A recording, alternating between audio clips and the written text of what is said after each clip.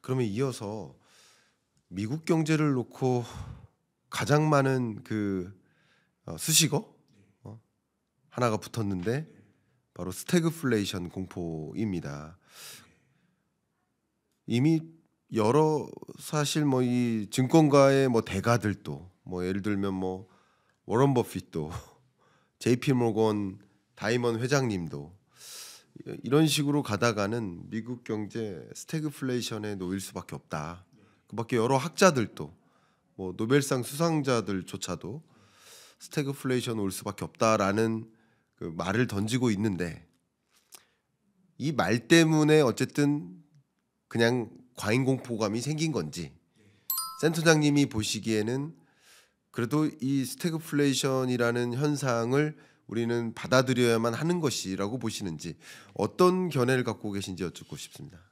전 스태그플레이션은 경기가 안 좋은데 물가도 높은 건데 네, 그건 상당히 도전적일 것 같은데 네, 스태그네이션은 올 것 같아요. 그냥 네, 경기는 나쁜. 네, 근데 4월의 시장 흐름은 약간 스태그플레이션적인 상황을 투자자들이 투영한 것 같아요. 왜냐하면 지금 그렇죠, 미국 경기가 둔화될 거다라고 하는 거는 거의 컨센서스 같고요. 그렇죠. 금융시장에서 미국의 성장률 전망이 뚝뚝뚝뚝 떨어집니다. 네, 그럼 경기가 둔화되면 주가가 조정받는 건 자연스러운 귀결인데 네, 경기가 나빠지면은 채권 금리는 떨어져야 되는데 좀 4월 달에 금리가 올라갔잖아요. 네, 그래서 스태그플레이션이 자산 배분해 주는 시사점은 주식도 깨지고 채권도 깨지는. 그렇죠. 안전자산인 주식이 채권이 안 되면 주식이 올라가고 해야 되는데 음, 지금 금융시장의 집단 지성은 그런 것들을 프라이싱을 하고 있는 것 같습니다. 음, 근데 저는 사실 경기가 나쁜데 네, 물가가 높게 유지가 된다라고 하는 건 사실은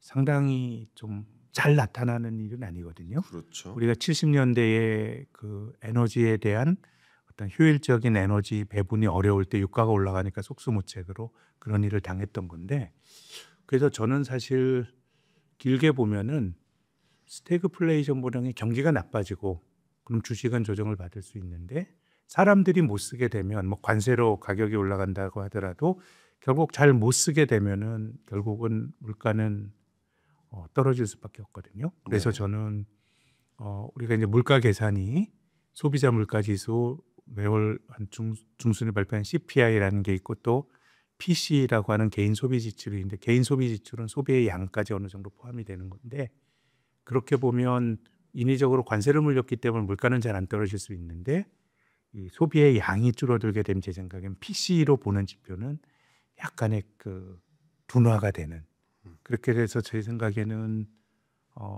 물가가 계속 높고 경기도 나빠지는 조합이라기보다는 경기가 상당히 빨리 나빠지면서 물가도 끌어내리는 조합이 나타날 가능성이 높지 않을까. 그래서 주식 투자하는 사람에게는 어느 쪽이더라도 제 생각엔 조금 미국 주식은 리스크가 있다라고 보는 관점인 거고 채권은 깨지기보다는 오히려 지금 한 미국 국채가 4% 중반 정도라 그러면은 나름 또 기회가 있는 금리 레벨인 것 같고 그런 생각이 듭니다. 좋습니다.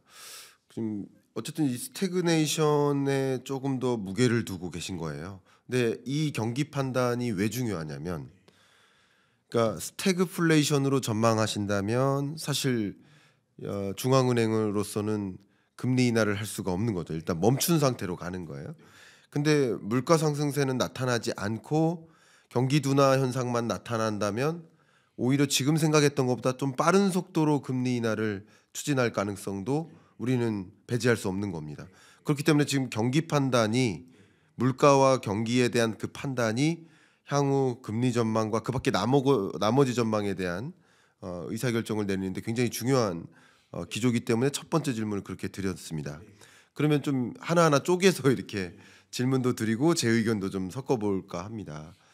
일단 물가 상승세는 나타나지 않고 경기 둔화는 있을 것이다. 근데 사실은 이게 저희가 이 주제를 놓고 미리 대화를 나눈 건 아닙니다만 센터장님하고 제가 비슷한 견해예요. 매우 비슷한 견해고 지금까지는 제가 조금 외롭게 싸웠었어요. 그러니까 인플레이션이 안 올 수 있다. 이런 이유 때문에 인플레이션이 안 올 수 있다. 경기 둔화는 올 수 있지만 그렇게 말씀을 드리면서 조금 외로운 싸움을 했었던 는데 이렇게 말씀해 주셔서 저는 개인적으로 반갑긴 한데 그럼 한번 여쭤보겠습니다. 어떤 견해로 인플레이션은 안 올 거라고 보시는지 일단 여쭤보겠습니다. 제 생각엔 경로가 네, 트럼프가 계속해서 관세를 막 물리고 인위적으로 이게 네, 사실 한 40% 이런 관세라 그러면 이거는 인위적인 교란 요인이 될 수가 있는데 일단 이거를 계속 한다 그럼 제 생각에는 70년대는 국제 유가 음, 폭등으로 인한 그 스태그플레이션을 경험했다 그러면 이제 정말 정책 때문에 네, 이 스태그플레이션적인 상황이 나올 수도 있다라고 생각을 하는데 근데 뭐 우리가 트럼프라는 사람에 대해서는 뭐 잘 좀 예측하기가 쉽진 않지만 이런 상황을 계속 좀 받아들일 거냐 제 생각엔 그래서 음, 결국은 미중 간의 어떤 갈등으로 미국이 어떤 선택을 취하느냐에 따라 이제 달라지는 건데 네, 이게 뭐 제가 2차 세계 대전 이후 자유무역의 질서가 2차 세계 대전 이후에 70년에 굉장히 예외적인 질서인 것 같다는 말씀을 드렸는데 그때도 사실 저는 동서냉전이 자유무역을 만들었다고 봐요. 네, 미국이란 나라가 소련과 인용 경쟁을 하다 보니까 이 자기 동맹국들에게 자기 시장을 뭐 완전히 오픈을 해준 거거든요. 네, 그런 점에서 보면 이제 지금 상황은 지금의 자유무역 질서의 최대 수혜국은 중국이니까 예, 정말 미국이 이걸 건드려야 된다라고 생각을 하면은 다소의 부작용이 있더라도 계속 이제 하게 될 것 같거든요. 네, 그래서 저는 이 과정이 그냥 뭐 중국 뭐 100년의 마라톤 뭐 중국 사람이 그런 얘기도 했는데 상당히 긴 다툼이지 않을까 생각이 들어요. 그렇게 본다 그러면 지금처럼 100% 관세를 물리고 동맹국에 대해서도 40% 관세를 뭐 우리나라의 경우는 25%인가요? 베트남 43% 이렇게 간다 그러면은 오겠지만 대전제는 이제 그런 것들이 결국 금융시장의 비명과 미국 경기의 둔화 과정에서 음, 지속되지 않을 거다라는 전제가 제 음, 생각에는 그 심각한 인플레는 오지 않을 거란 대전제고요. 그럼 이제 그러면 트럼프가 관세에서 물러나면 경기가 좋아질 거냐? 거기에 대해서는 동의하지 않는 것이 작년과 재작년에 미국의 GDP 성장률이 재작년이 2.9, 작년이 2.8 너무 평균으로부터 많이 뛰었어요. 네, 그러면 많이 뛰었던 이유는 저는 딱 한 가지밖에 없다고 보는데 바이든 정부가 돈을 너무 많이 썼죠. 네, GDP 대비 재정 적자가 7%가 넘어갔고 그러다 보니까 지금의 재정의 힘은 일론 머스크나 이런 사람들은 정보 효율부 막 이렇게 만든다는 거잖아요. 네, 그렇게 본다 그러면은 저는 미국이 재정의 힘만 약해져도 경기는 좀 둔화가 될 것 같고 네, 또 지금 정도의 교란으로도 저는 미국의 소비나 이런 것들이 영향을 받을 것 같고요. 그래서 이제 뭐 전제가 이 관세 전쟁이 우리가 4월 달에 봤던 것들이 계속해서 그런 속도로 간다 그러면은 제 생각에는 물가도 상당히 높고 경기 나빠질 것 같은데 네. 그런 것들이 아주 극으로 가지 않는 전제가 제 의견에 뭐 들어가 있다고 생각합니다. 네, 말씀 감사하고요. 그 부분에 대해서 저도 이제 센터장님은 역사적으로 또 지정학적인 기조하에 인플레까지는 야기되지 않을 것이다라고 이제 고견을 주셨는데 저도 이제 좀 몇 가지 토론적인 의견을 드려볼 수 있도록 하겠습니다. 일단 제가 이 취임 전부터 인플레 안 올 거라고 의견을 드렸었는데 그 한결같이 그렇게 드리고 있는 이유를 좀 몇 가지 조금 말씀드려 보도록 하겠습니다. 한 가지 테크니컬한 이유부터 먼저 제시할게요. 제 재밌는 건데요. 미국 GDP가 세계의 26%예요. 26.3%입니다. 나머지가 이제 74%인 거죠. 근데 미국에는 일시적인 인플레를 자극하는 요인은 작용할 수 있으나 나머지 74%에 달하는 GDP 국가들에는 디플레 현상이 야기된다. 가장 대표적인 현상이 관세를 끌어올리면 미국으로 철강과 알루미늄 수출 못 해요. 그러면 나머지 나라는 과잉 공급이 됩니다. 그러니까 물가가 떨어질 수밖에 없고요. 실제 그런 과잉 공급된 철강, 알루미늄 같은 경우는 사례를 드는 겁니다. 유럽에 정말 덤핑으로 팔 수밖에 없습니다. 싼 가격에 파는 겁니다. 처리를 해야 되니까 과잉 공급 이슈가 생기는 겁니다. 네. 그러니까 미국에는 공급 부족일지 모르겠지만 네. 나머지 나라에는 과잉 공급이 되는 거예요. 그게 또 역사적으로도 좀 비슷한 사건이 러시아 우크라이나 전쟁 때 러시아에 대해서 경제 제재를 가하니까 네. 러시아산 원유를 미국, 유럽은 쓰지 못하지만 천연가스를 쓰지 못하지만 인도 뭐 이런 데. 나머지 나라는 헐값에 받잖아요. 그러니까 결국 이게 어떤 나라로는 과잉 공급의 이슈가 있는 것이죠. 네, 네. 그렇기 때문에 이제 센터장님께서 말씀하신 것처럼 국제 유가를 자극하지 않고 오히려 국제 유가가 떨어지는 거죠. 네. 에너지 가격, 원자재 가격이 떨어지는 겁니다. 이게 첫 번째 테크니컬한 이유고요. 두 번째 테크니컬한 이유는 경기 둔화 압력이라는 것은 여러분 모두가 공감하시는 거예요. 미국이든 우리나라든 세계적인 경기 둔화 압력인 겁니다. 관세 전쟁은. 그래서 GDP 대비 교역량이 차지하는 비중이 줄어드는 경로인 거예요. 그러면 이 과정에서는 쉽게 말하면 기업의 생산 둔화, 또 가계의 소비 둔화, 고용 둔화, 또 신규 투자 둔화, 선정량 둔화, 그러니까 모든 것들이 수출액이 둔화, 모든 것들이 둔화된다는 얘기는 총 수요가 줄어든다는 거죠. 그러면 미국의 경우에는 인플레 자극을 할 수 있겠지만 대부분의 국가에는 74%의 GDP에 달하는 그 전 세계적인 영향력을 본다면 오히려 원자재나 부품이나 완제품에 대한 총수요 둔화로 연결되기 때문에 인플레를 자극하지 않는다. 경기 둔화 압력과 인플레를 자극하는 요인이 이미 상충되는 효과다라고 의견을 드립니다. 이런 것들이 가장 대표적인 이유고요. 저는 좀 이유가 더 많기는 합니다. 1시간 동안 말씀드려야 돼요. 근데 한 가지 마지막 이유를 좀 들어드리면 역사적으로 돌아봐도 미중 무역 전쟁이 있었던 2018년부터 20년 동안 실제 미국의 인플레를 자극했을까? 중국의 인플레를 자극했을까? 글로벌 인플레를 자극했을까?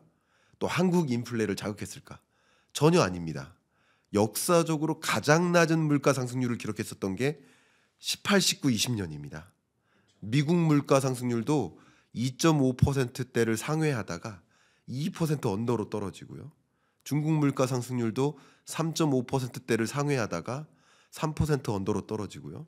우리나라 물가 상승률도 우리나라 역사상 가장 낮은 물가를 기록했었던 게 바로 18, 19년, 20년입니다. 그러니까 역사적으로 임피리컬리 봐도 그렇다. 그러니까 이런 것을 봐도 그렇고 마지막 한 가지는 트럼프가 중간 선거를 앞에다 두고 절대 해서는 안 되는 일이 절대 용인할 수 없는 일이 인플레입니다. 그리고 절대 귀결시켜야 되는 것이 금리 인하입니다.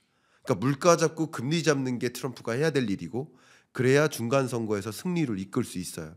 그래서 혹여나 관세 전쟁을 가속하다가 미국의 인플레를 일시적으로라도 자극하는 일이 있다면 그 부분, 그 요소들은 다 빼낼 겁니다. 그 대표적인 예가 애플의 아이폰 가격 오른다고 생각하니까 또 다 빼잖아요. 그러니까 결국 인플레를 만들지 않을, 그러니까 계속 지금 관세 전쟁을 호떡 뒤집듯이 뒤집어 왔기 때문에 혹여나 인플레를 자극할 만한 요인들이 발견되면 다시 또 뒤집을 거라는 거죠. 그런 관점에서도 봤을 때 저는 개인적으로 미국에게는 일시적인 인플레 자극은 있을 수 있으나 글로벌리 디플레이션 효과가 있기 때문에 물가는 항상 균형점을 찾아가잖아요. 글로벌 물가가. 그렇기 때문에 결국 인플레 요인보다는 디플레 압력으로 작용한다라고 저는 좀 말씀드릴 수 있을 것 같습니다. 저도 공감 가는 바가 많습니다. 네. 과잉 공급 이거는 지금 우리가 경험하는 거죠. 네. 중국산 철강. 그렇죠. 심지어는 중국이 너무 덤핑을 치니까 덤핑 안 치던 일본산 철강까지 한국으로 들어와가지고 지금 그렇습니다. 뭐 반덤핑 이슈가 있으니까 그렇죠. 특히나 더 공감하는 거는 이제 투자인데요. 네. 이제 한국의 투자가 작년에 이제 줄어들었는데요. 절대 값이. 네. 근데 역사적으로 투자가 2년 연속 줄어든 게 외환위기 때, 2008년, 2009년 글로벌 금융위기 때, 네.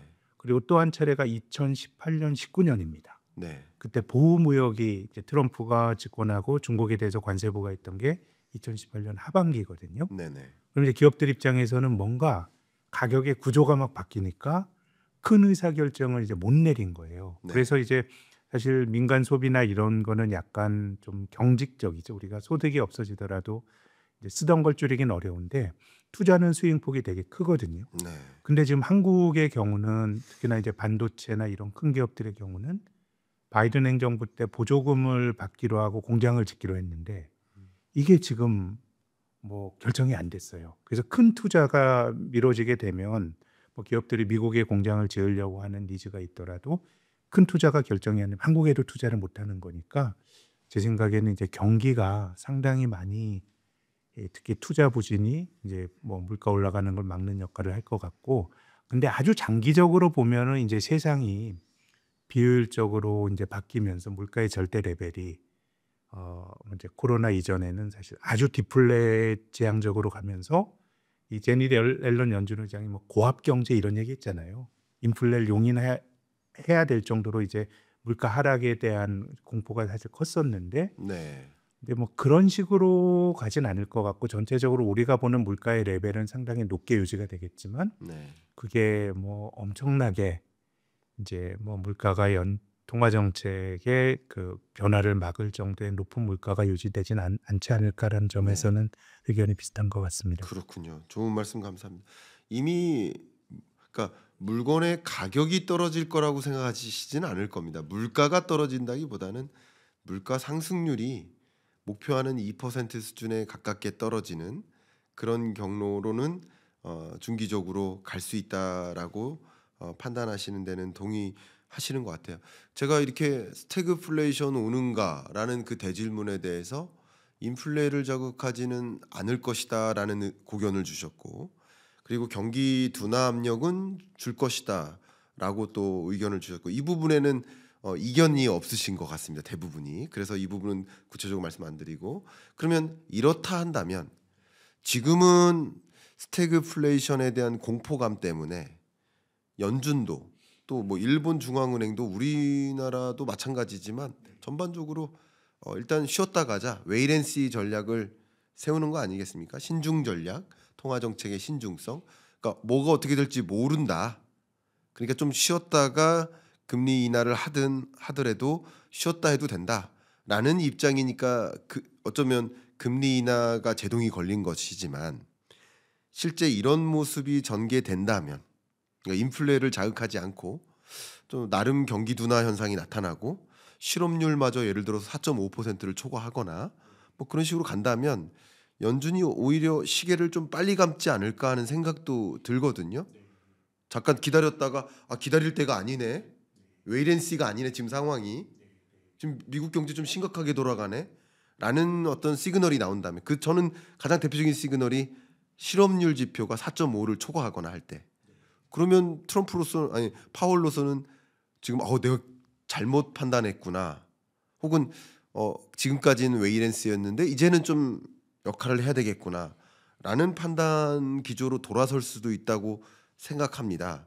혹시 센터장님 어떻게 보십니까? 저는 사실 네, 중앙은행이 2008년 이후 글로벌 경제와 네, 자산 시장을 보는 데 있어서 가장 중요한 그 이전과 이후의 변화는 중앙은행의 역할이 네, 너무 세졌어요.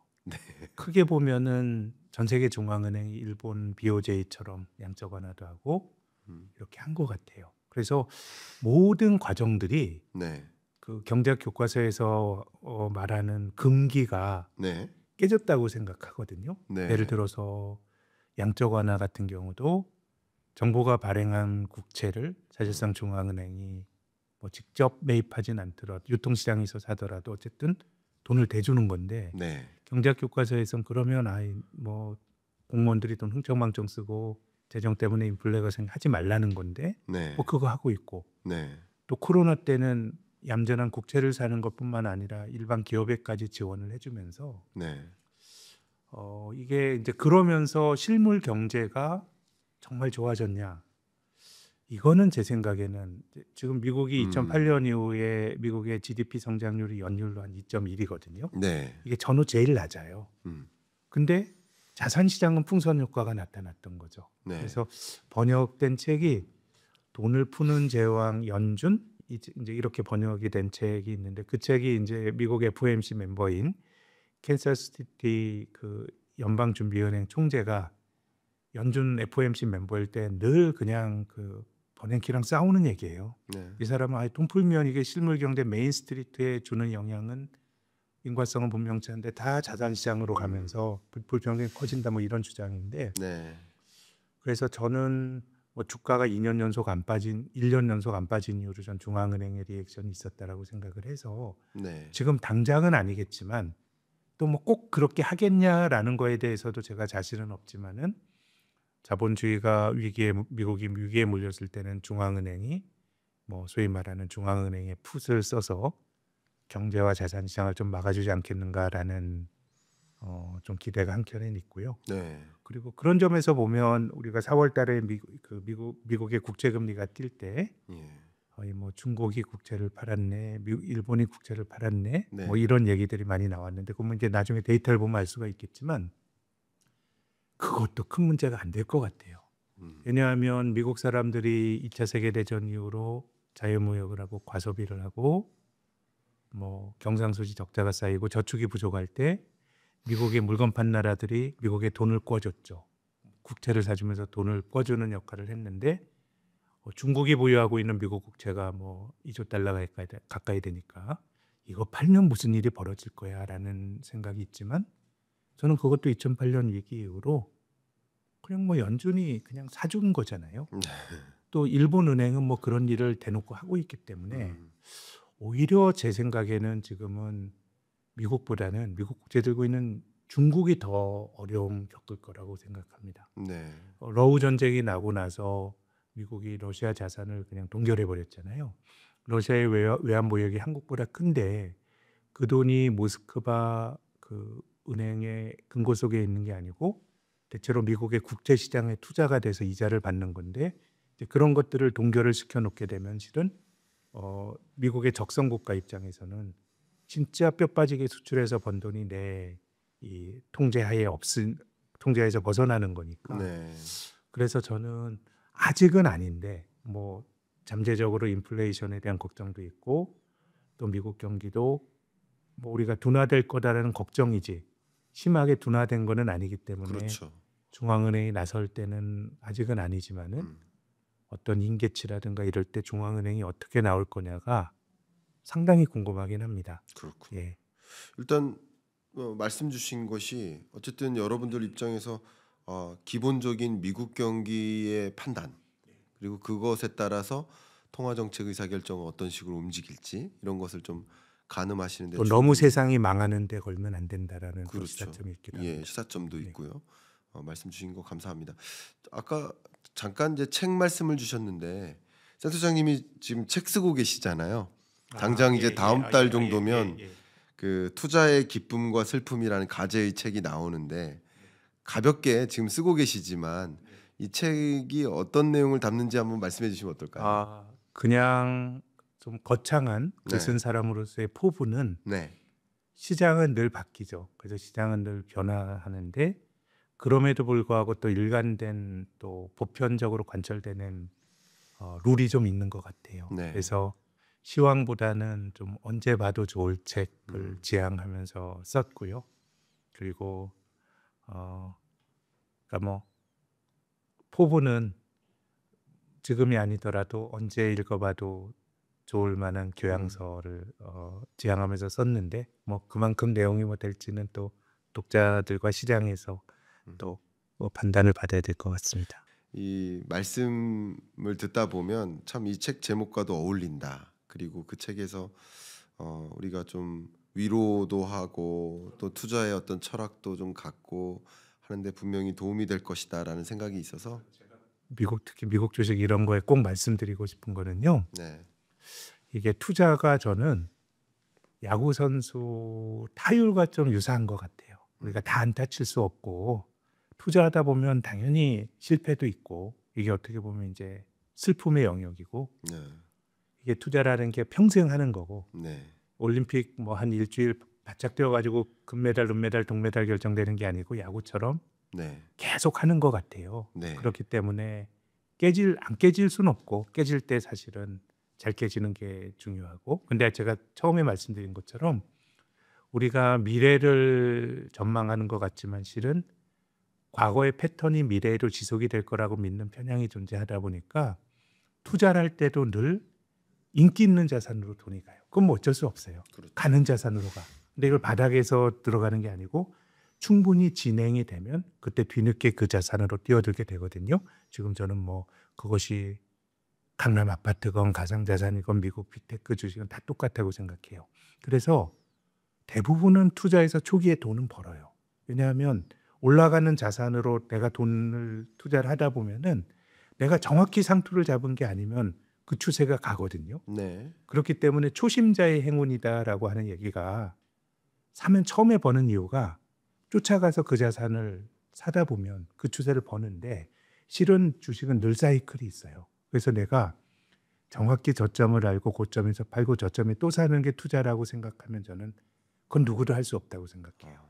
그래서 설사 베어마켓 약세장이 있더라도 내가 뭐 안 팔면은 내 손해가 확정되는 건 아니잖아요. 그렇죠. 버티는 것도 일종의 투자고 그렇죠. 그렇기 때문에 투자라고 하는 게 지식과 또 태도가 반반 저는 중요하다고 생각합니다. 그래서 제가 쓴 책은 투자에 대한 지식이라기보다는 일종의 애티튜드에 대한 책인데요. 복제를 써서 환경을 파괴했는데 책이 좀 세상에 기여하는 바도 조금이라도 있었으면 좋겠습니다. 말씀 정말 감사하고 저도 책 기대하고요. 책 나오면 한번 또 제가 보내드리겠습니다. 예. 같이 또 나오셔서 말씀해 주시면 아유, 그럴 만한 가치가 있을지 그렇게 모르겠지만 좀 너무도 감사합니다. 부탁을 드리면서 말씀을 이 부분 마무리를 일단 하도록 하겠습니다.